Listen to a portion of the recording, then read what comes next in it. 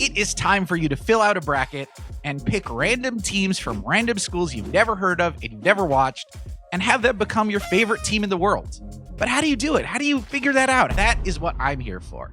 Every year, I go through the bracket and I find the teams who are going to win the big upset games. Last year, we were out here telling everybody the St. Peter's Peacocks were going to beat Kentucky.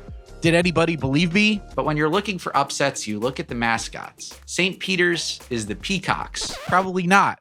Was I right? Yes, I'm always right. We have a 13 seed, a 14 seed, and a 15 seed. The ones that I think are most likely to win an NCAA tournament game, pull the big upset, and be the school that everybody's going to be talking about.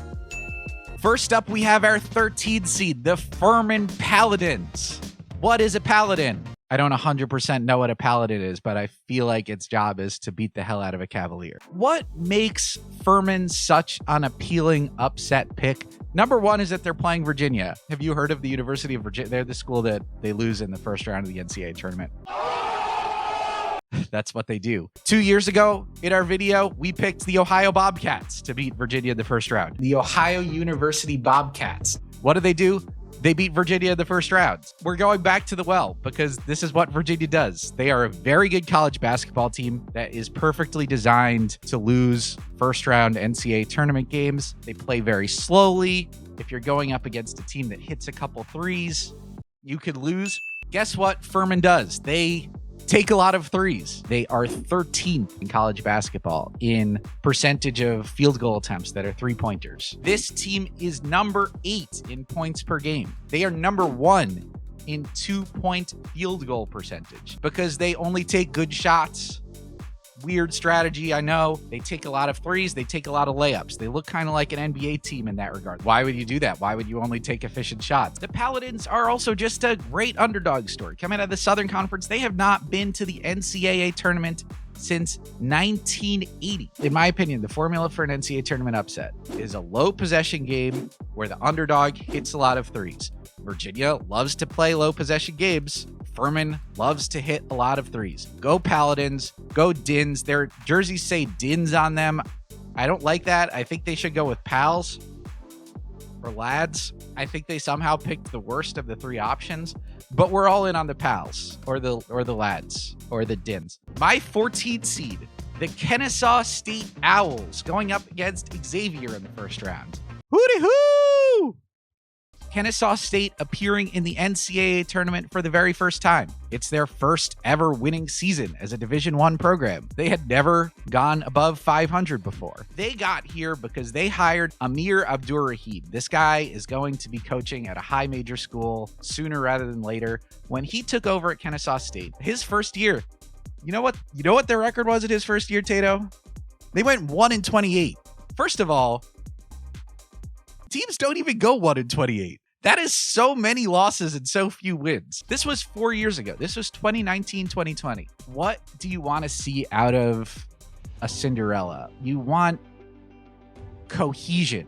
In a sport which right now you have so many transfers, you have so many players going pro after a year, you want a team with cohesion, a team that's played together for a while. Ken Pomeroy keeps a stat called minutes continuity. How many of your minutes were played by players on the last year's team? Out of the 363 teams in college basketball, Kennesaw State was number 2 in this category. They started at 1-28 is pretty much the bottom, but Kennesaw State started at the bottom, and now they are in the NCAA tournament, and I think they have what it takes to beat Xavier. You know how embarrassing that must have been for the one team?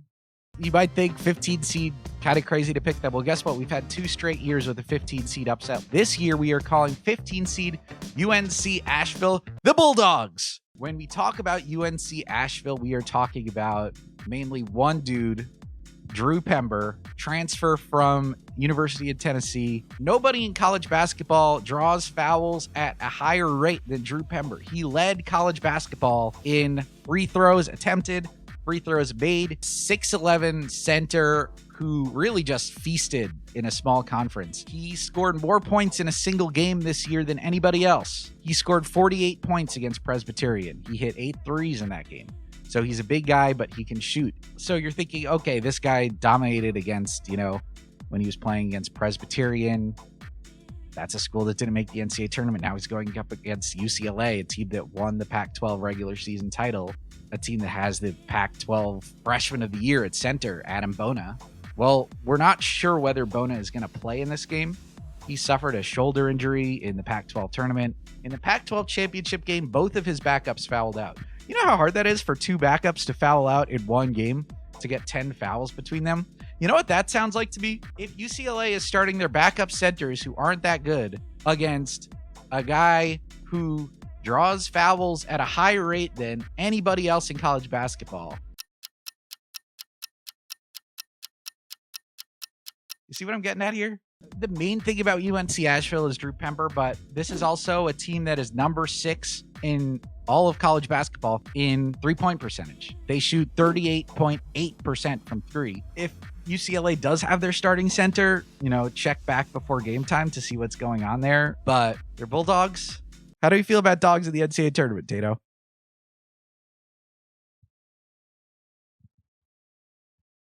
They're barking, right? Normally, I end these videos by saying, thanks for watching. That's what people do. Thanks for watching. Subscribe or something like that. No, you should be thanking me. You're going to look like a genius. So, you're welcome for watching.